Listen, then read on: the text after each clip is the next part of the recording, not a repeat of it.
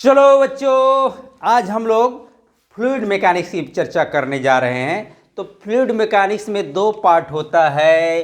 कौन कौन पार्ट होता है? फ्लूइड मैकेनिक्स में दो पार्ट होता है। एक होता है हाइड्रोस्टैटिक्स, एक होता है हाइड्रोडायनेमिक्स होता है ना। चलिए, बात अच्छी है। तो पहले हाइड्रोस्टैटिक्स की बात करेंगे, जिसमें फ्लूइड क्या रहेगा? फ्लूइड एट रेस्ट रहेगा। तो इस चैप्टर में हमारा एसी पर फोकस होगा, जिसमें इसकी प्रॉपर्टी पढ़ेंगे। तो फ्लूइड क्या है? सॉलिड है, लिक्विड है, गैस है। तो ये दोनों का मिक्सचर है। ये लिक्विड और गैस मिलाकर क्या बनता है? फ्लूइड बनता है।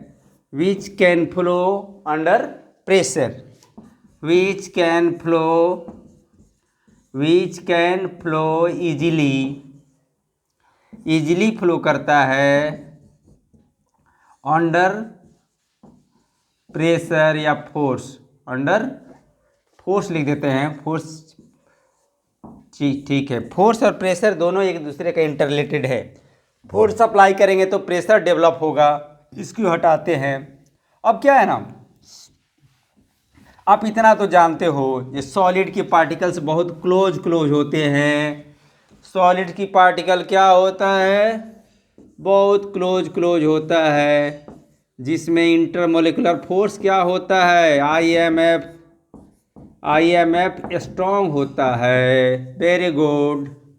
लिक्विड का पार्टिकल क्या होता है? थोड़ा दूर पर होता है, जिससे इसमें इंटरमोलिकुलर फोर्स क्या होता है? लेस होता है। किसके कंपैरिजन में? और गैस में क्या होता है? पार्टिकल बहुत फार होता है, तो लीस्ट होता है। ठीक है। अब यह है सॉलिड और ये है लिक्विड, ये है गैस। तो चलिए, तो अब हम इसके बाद प्रेशर की बात कर लेते हैं, क्योंकि इस चैप्टर में प्रेशर का रोल को ही हमको मेनली पढ़ना है। तो प्रेशर का रोल क्या होने वाला है इस चैप्टर में? तो जनरल में प्रेशर का तो आप बहुत यूज कर चुके हो, 9th क्लास में भी पढ़ेंगे। Pressure exerted by a body on another body, pressure exerted by a man on another body. हम बहुत सारा इसका पढ़ लिए हैं। अब उसके प्रेशर, जनरल प्रेशर की हम बात यहाँ नहीं करने जा रहे हैं। हम उस प्रेशर की बात कर रहे हैं जो प्रेशर एक्सर्टेड बाय लिक्विड या फ्लूइड की बात कर रहे हैं। तो चलिए, प्रेशर की बात, थोड़ा सा इसकी आइडिया जानना जरूरी है कि प्रेशर क्या होता है। तो प्रेशर जानते हो, थ्रस्ट बाय एरिया होता है। Thrust by area. थ्रस्ट क्या होता है? तो थ्रस्ट होता है परपेंडिकुलर फोर्स। परपेंडिकुलर फोर्स को क्या कहते हैं? थ्रस्ट कहते हैं। तो चलिए, तो ये इसका P सिंबल हो गया, इसका F हो गया, ये हो गया। इसका SI यूनिट क्या होगा? SI यूनिट तो आप भी जानते हो, ये फोर्स का न्यूटन हो गया। SI यूनिट ऑफ प्रेशर क्या होगा? P, न्यूटन पर मीटर स्क्वायर, जिसको पास्कल ने किया था। बहुत सारा एप्लीकेशन इसका किया है, यूजेज किया है। तो पास्कल्स के नाम पर इसको 1 पास्कल भी मान लेते हैं। ठीक है। अब आगे बात करते हैं। यहाँ पर हम लोग एवरेज प्रेशर की बात करते हैं, क्योंकि एरिया बहुत बड़ा लेते हैं।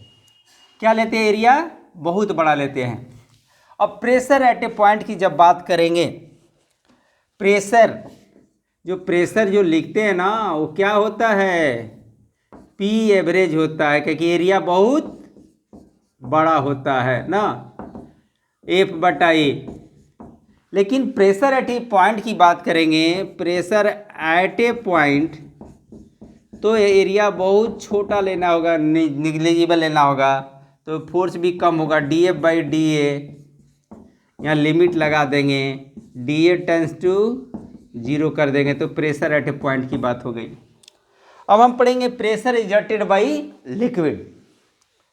प्रेशर एक्सर्टेड बाय लिक्विड की बात हम करेंगे और इसको समझेंगे। तो चलिए, प्रेशर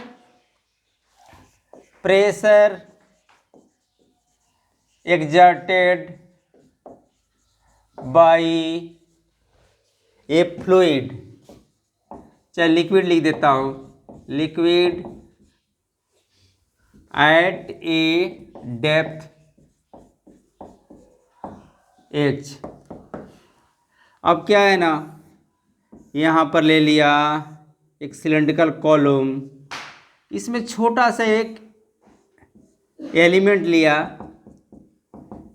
यहाँ पर इसके अप टू ब्रेन, ऊपर तक, ऊपर में कहीं भी ले सकता हूँ, ऐसा कोई बात नहीं है।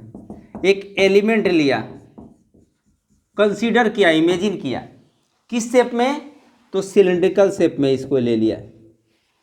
तो इसकी पेंदी पर ए एरिया पर कितना प्रेशर काम करेगा वो हमको निकालना है, P एट यहाँ पर। तो चलिए, आप कुछ फिक्स बातों को समझ लेना जरूरी है। अब लिक्विड के अंदर प्रेशर क्या होता है, लिक्विड के अंदर उसके ऊपर लेयर होती है, और उस लेयर क्या करता है, वो लेयर एक कॉलम होती है, कॉलम का अपना वेट होता है, वही वेट वहाँ पर अपना फोर्स लगाता है।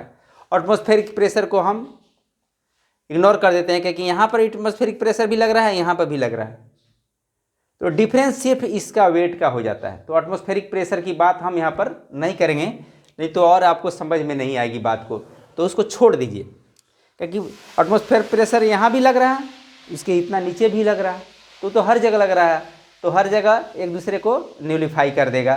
तो एटमॉस्फेरिक प्रेशर की बात हम नहीं करेंगे, ताकि हमारा ये जो डिराइवेशन हो बहुत सिंपल हो। तो वेट भी कंसीडर, क्या कंसीडर किया, an element of liquid column किस शेप में, in shape of a cylinder के शेप में लिया। तो इसकी मास क्या होगी, पहले वॉल्यूम क्या होगा, वॉल्यूम ऑफ द एलिमेंट क्या होगा, वॉल्यूम हो जाएगा, बेस के एरिया को ए मान लिया, हाइट को h मान लिया, क्या मान लिया, हाइट को, ये हाइट को h मान लिया, तो a इंटू एच हो गया। अब इसमें वॉल्यूम मालूम हो गया, तो मास निकालना है, तो मास बराबर होता है volume into density. Volume into क्या होता है भैया, मास निकालना हो तो वॉल्यूम इंटू डेंसिटी, तो वॉल्यूम को ए माने, एच माने, और डेंसिटी को रो मान लिया। अब वेट निकालना है, तो वेट बराबर तो न्यूटन सेकेंड लॉ ने दिया ही है, क्या दिया है, mg। तो मास तो हमारा मालूम है, g से मल्टीप्लाई करता है, a h रो g। अब ये वेट कहाँ पर काम करेगा, वेट एरिया क्या है, तो बेस का एरिया है ए, अभी मान लिया ए, तो टोटल वेट जो है एलिमेंट का, वाटर कॉलम का, वो इसको बेस पर लग रहा है। तो ये टोटल वेट यानी टोटल फोर्स किस एरिया पर लग रहा है, एरिया ए पर लग रहा है। तो प्रेशर बराबर क्या होता है, फोर्स बाई एरिया, यानी वेट बाई एरिया यहाँ लिख देंगे, तो कोई दिक्कत नहीं है, क्योंकि वेट कौन लगा रहा है, फोर्स कौन लगा रहा है, तो जितना वेट है इसके ऊपर ये लिक्विड कॉलम का जितना वेट है वही नहीं यहाँ पर फोर्स लगा रहा है, तो वेट बाई एरिया लिखेंगे, जिसको फोर्स बाई एरिया कह सकते हैं, ए एच रो जी बटा ए, तो ये कट गया, तो प्रेशर एट डेप्थ एच क्या हो जाएगा, एच रो जी हो जाएगा, जहाँ रो क्या है, डेंसिटी ऑफ द लिक्विड। तो मैं समझता हूँ कि इसमें बहुत बड़ा दिक्कत नहीं है, आप आसानी से समझ में आ गया होगा। पहले हमने कंसीडर कर लिया, उस कंसीडर एलिमेंट का वॉल्यूम निकाल लिया, क्योंकि बेस इंटू एरिया होता है, सिलिंड्रिकल कॉलम ने इमेजिन किया है, तो उसकी मास होगा, तो वॉल्यूम से डेंसिटी से गुना किया है, वॉल्यूम मास है, वॉल्यूम है, डेंसिटी से मल्टीप्लाई तो मास बन गया। वेट निकालना हो तो mass into acceleration due to gravity, तो जी से मल्टीप्लाई किया, तो इतने वाटर कॉलम अपने बॉटम पर क्या लगाएगा, फोर्स लगाएगा, तो उतने फोर्स लग रहा है इतने एरिया पर, तो प्रेशर का वेट क्या होता है, फोर्स बाई एरिया, ये परपेंडिकुलर डाउनवर्ड लगा रहा है, तो ये सारा चीज़ सर्टिफाई कर रहा है। तो इस तरह से प्रेशर एग्जर्टेड बाय लिक्विड क्या होता है, एच रो जी। तो चलिए, प्रेशर किसकी चीज़ पर डिपेंड कर रहा है, हाइट ऑफ द डेप्थ, कितना डेप्थ है, density of the liquid, acceleration due to gravity. तो हम छोटे छोटे डेप्थ के लिए जी का वैल्यू कांस्टेंट लेंगे, रो तो एवरेज वैल्यू ले लेंगे, और एच का वैल्यू निकालना होगा, चाहे प्रेशर निकालना होगा तो एच को मालूम रहेगा, तो हम प्रेशर आसानी से निकाल सकते हैं। तो ये तो हुआ pressure exerted by liquid at A depth H. तो इसका फॉर्मूला बहुत अच्छा से आता है, बहुत सारे जगह पर इसका यूज होगा। अब हम पढ़ेंगे प्रेशर की कुछ प्रॉपर्टी, लिक्विड के अंदर जो प्रेशर लगता है ना, उसकी कुछ प्रॉपर्टी को और भी जानेंगे। अब क्या है ना, फोर्स की बात करते हैं। अब लिक्विड क्या करती है, फोर्स लगाती है किसी बॉडी के अंदर, जब उसके अंदर वो क्या होता है, इमर्स हो जाता है, डूब जाता है। अब क्या है ना, ये पॉइंट को बहुत ही इंपॉर्टेंट पॉइंट है, यदि आपको पास्कल्स लॉ आगे पढ़ना है, समझना है, तो इस बात को बहुत बढ़िया से समझ में लेना होगा। इस बात को देखिए, force exerted by fluid perpendicular, चाहे normal, perpendicular to its surface.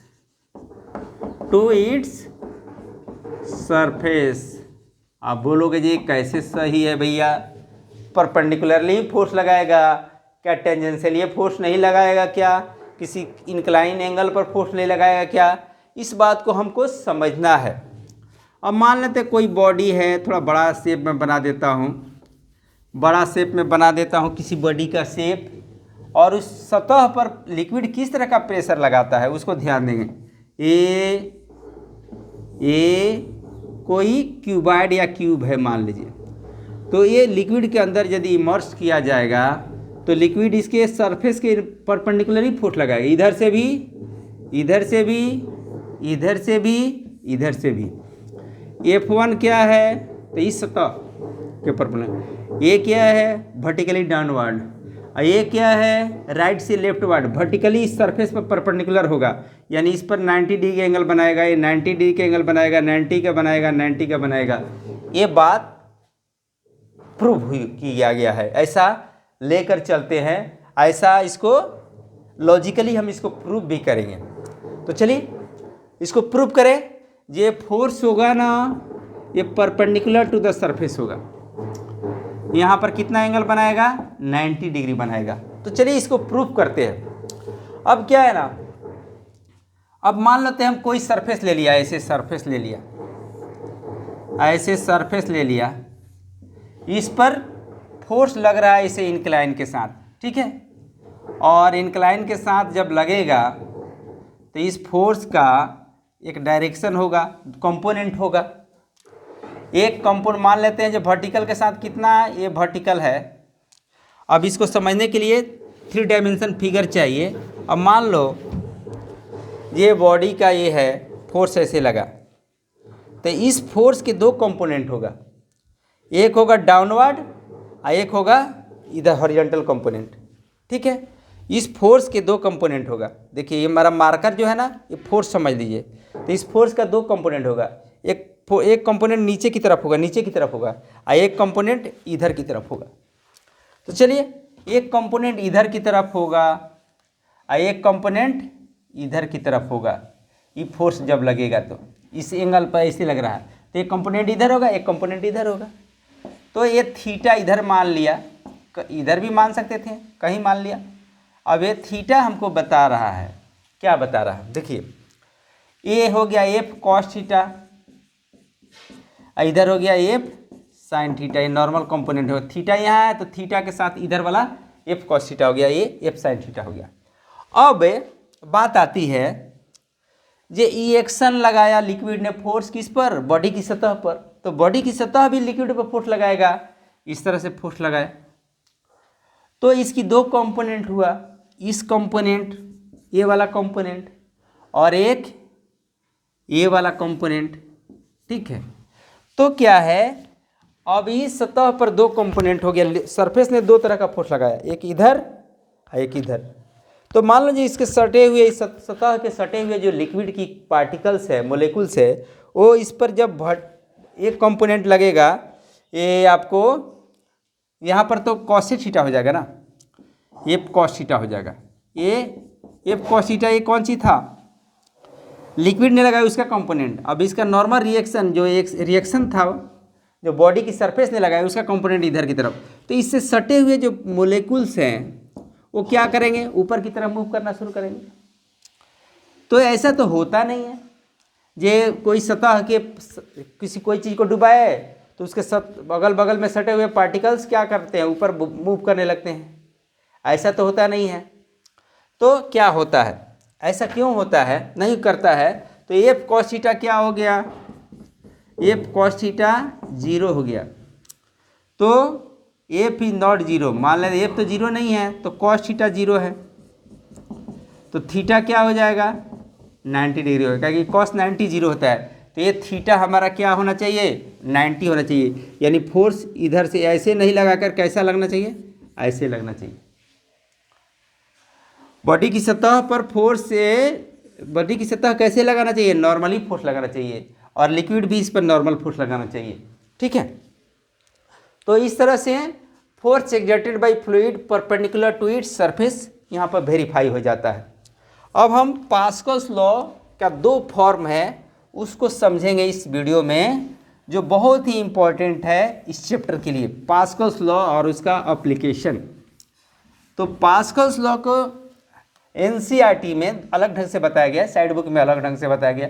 तो इसकी दो कंडीशंस होती है पास्कल्स लॉ की, एक होता है फ्री सरफेस के लिए, ओपन सिस्टम के लिए, एक होता है क्लोज सिस्टम के लिए। तो चलो दोनों से समझाते हैं। पास्कल्स लॉ, पास्कल्स लॉ किसके लिए हम समझेंगे, तो फ्री सरफेस के लिए, फ्री सरफेस के लिए हम पास्कल्स लॉ समझेंगे। ये फ्री सरफेस के लिए क्या होता है, तो चलिए थोड़ा सा इंक डाल लूँ और इसको आगे के बढ़ाता हूँ। पास्कल्स लॉ किसके लिए हम लोग को पढ़ना है,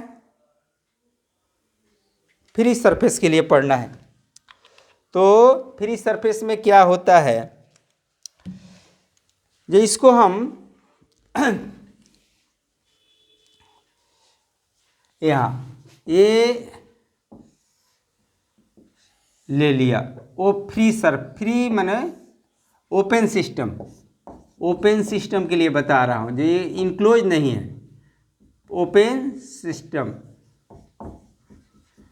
यहाँ पर एक प्रिज्म, राइट एंगल प्रिज्म के रूप में ले लेते हैं कि एलिमेंट, अब ये हो गया। अब क्या है ना, तो हमको प्रूव करना है जो pressure at a point, pressure at a point inside the liquid at same depth is equal, pressure किसी डेप्थ में क्या है, pressure at a point, pressure at a point inside the liquid, inside the liquid क्या होगा, is same at same depth, same depth. लेकिन हम इस बात को दूसरे ढंग से भी बोला जा सकता है। मैं इसको बोलूं, जब प्रेशर किसी पॉइंट पर जो लगता है ना, इसको हम बोलेंगे प्रेशर किसी पॉइंट पर लगता है, हर डायरेक्शन से क्या होता है, इक्वली लगता है। इसको बोलें तो इसका लास्ट स्टेटमेंट, इसका मकसद यही हो जाएगा, इससे ये निष्कर्ष भी निकल जाएगा। तो हम ये प्रूफ करेंगे तो भी हमारा काम हो जाएगा। अब क्या है ना, pressure at a point, pressure at a point equally exert at a point from all possible direction, all possible direction, ये दोनों बात एक ही है, चाहे इसको प्रूव करें या इसको प्रूव करें। दोनों बात कैसे प्रूव करते हैं देखिए। हमने एलिमेंट ले लिया, किस तरह का एलिमेंट लिया? राइट एंगल प्रिज्म, इसको क्या कहेंगे? राइट एंगल्ड प्रिज्म शेप का एक एलिमेंट को एज्यूम कर लिया। अब इधर से जो इस सतह पर जो फोर्स लग रहा है उसको एफ बी मान लिया, इधर से जो फोर्स लग रहा है उसको एफ ए मान लिया, इधर से फोर्स लग रहा है उसको एफ सी मान लिया। अब थोड़ा बड़ा बनाता हूँ समझने के ख्याल से, ये थोड़ा बड़ा बना दिया, ए इसको बड़ा बना दिया। इस सतह पर जो फोर्स लग रहा है उसको एफ बी बोला, इधर से जो फोर्स लगा उसको एफ ए बोला, इसको एफ सी बोला। अब ये एलिमेंट छोटा है तो हम F C, F B, F A को एक ही पॉइंट पर समझ सकते हैं, एक ही पॉइंट पर समझ सकते हैं। तो देखिए इधर का फोर्स, इधर का फोर्स, इधर का फोर्स सब बराबर, तो प्रेशर भी बराबर हो जाएगा। यही प्रूफ करना है या इस बात को प्रूफ करना है। बात समझ में आ गई? अब क्या है, अब इसकी दो कंपोनेंट होगा, एफ बी का दो कंपोनेंट होगा। एफ बी को खाली बनाता हूँ, एफ बी का दो कंपोनेंट होगा, कहे कि ना तो हॉरिजॉन्टल है ना तो वर्टिकल है। इधर वाला कंपोनेंट होगा ए, ये वर्टिकल के साथ कितना एंगल बना रहा है? थीटा, चाहे वर्टिकल के साथ बना लें। चलिए वर्टिकल के साथ इसको वर्टिकल के साथ कितना एंगल बनाया? थीटा बनाया, ठीक है। तो ये थीटा हो गया, तो ये एफ बी का कौन हिस्सा हो गया? एफ बी ये कॉस थीटा हो गया, एफ बी साइन थीटा हो गया। अब देखोगे जे इसकी एक कंपोनेंट क्या हो रहा है? एफ बी साइन थीटा हो रहा है, और ये वाला कंपोनेंट क्या हो रहा है? एफ बी कॉस थीटा हो रहा है। जब ये एंगल कितना है? थीटा है, ठीक है। अब हम इस तो फोर्स को तोड़ दिए, अब हम एरिया को भी तोड़ेंगे। ये एरिया का कंपोनेंट क्या है, एरिया को भी तोड़ें। इस फिगर को अब हटा लेते हैं, क्योंकि इसका काम तो हम बाहर कर ही लिए। अब हम इसको बाहर, इस काम को, अब एरिया को बांटते हैं। ये हमारा एरिया है ना, इस area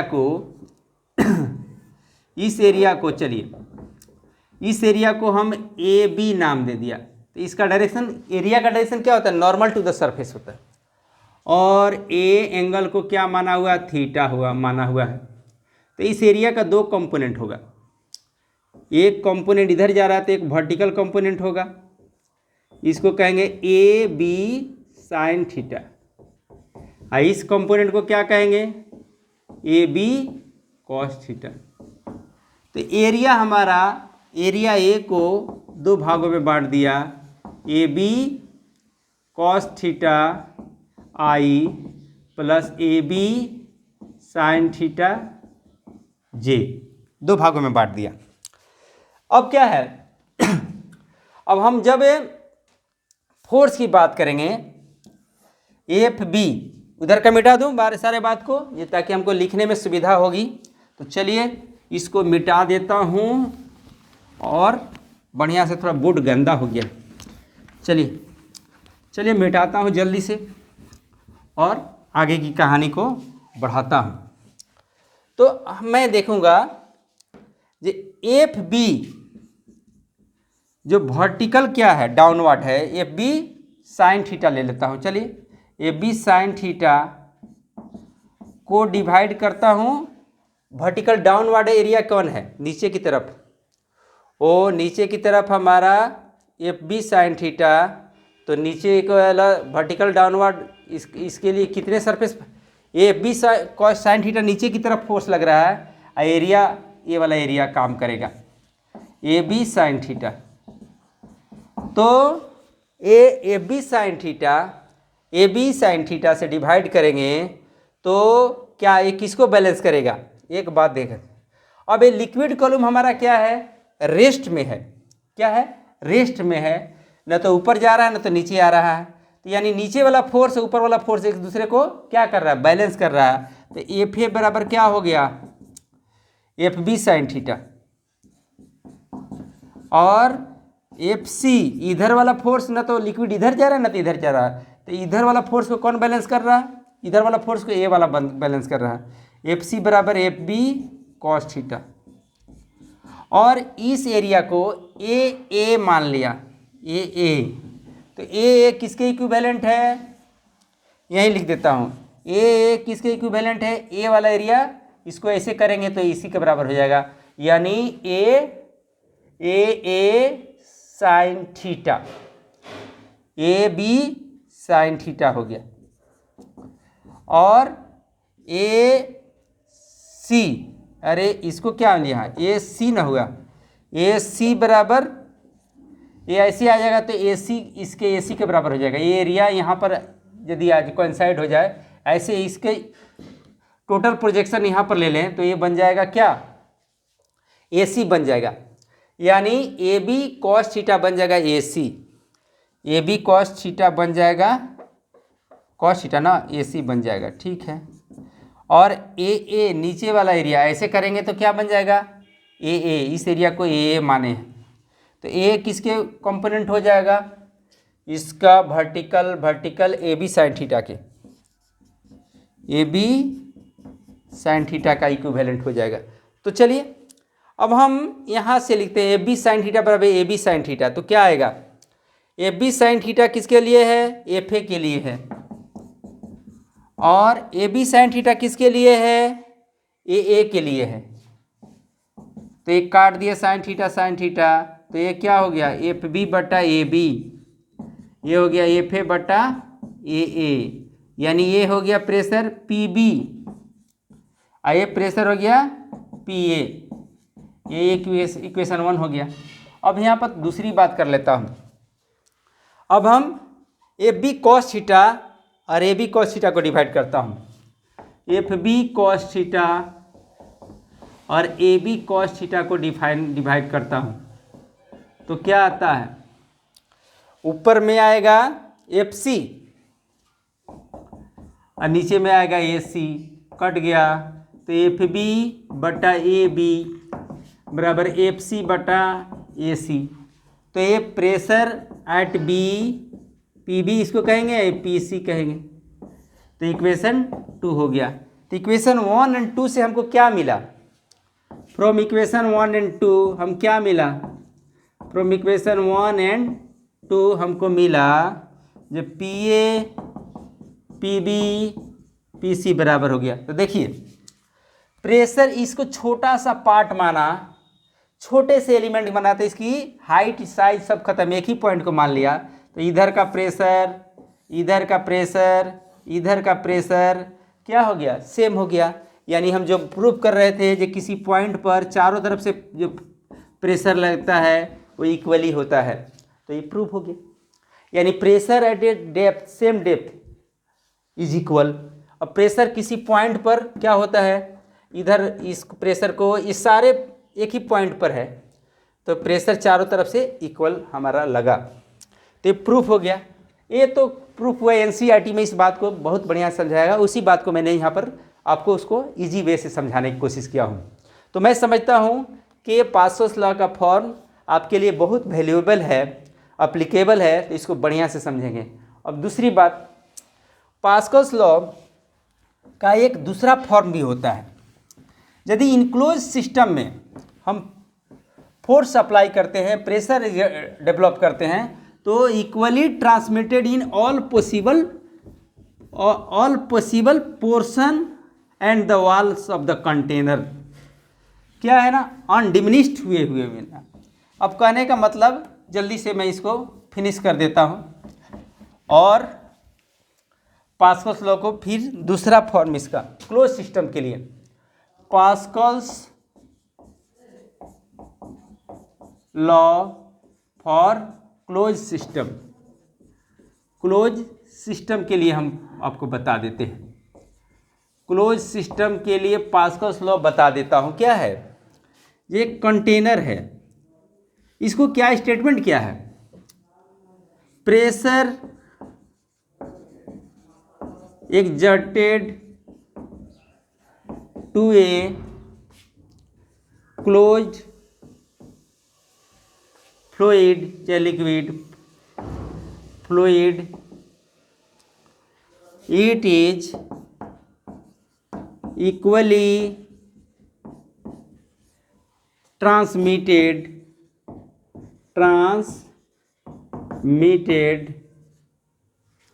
on diminished, equally transmitted, it is equally transmitted on diminished, equally it is on diminished, so it is transmitted